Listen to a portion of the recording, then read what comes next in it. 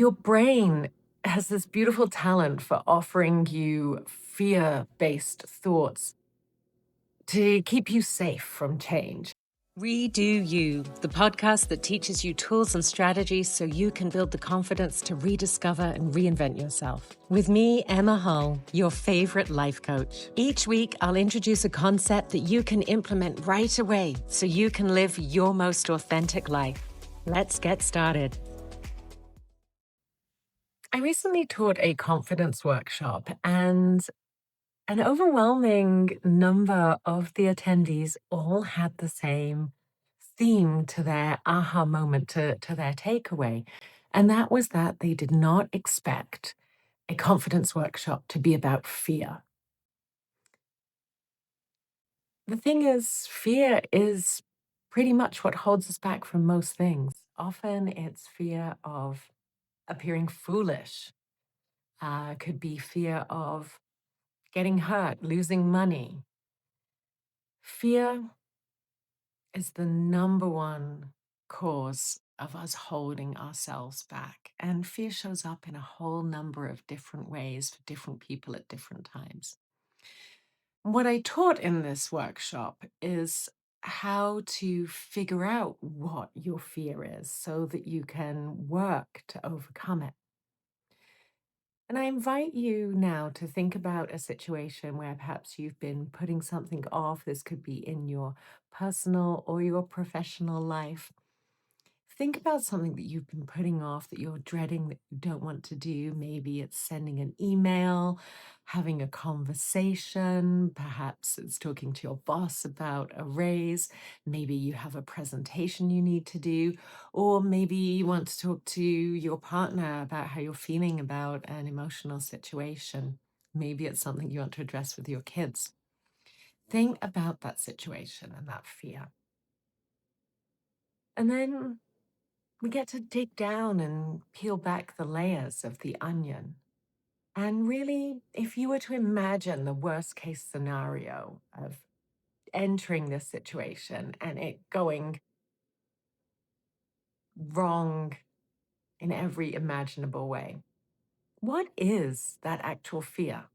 What are you worried about that's going to happen? Is it that you're going to lose that friendship?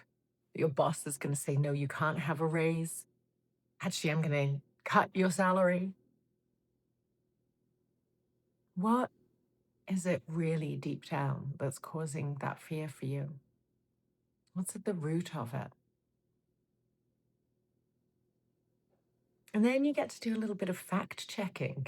We have done lots of fact checking around fake news in our lives, so we all understand that concept. But your brain has this beautiful talent for offering you fear-based thoughts to keep you safe from change. As humans, we're hardwired to want to stay where we are, and change is scary.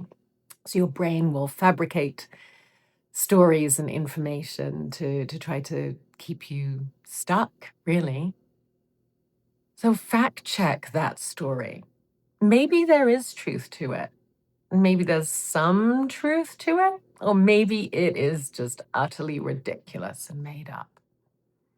This is really about being objective and taking the emotion out of the situation, stepping back and thinking, is that really likely to happen?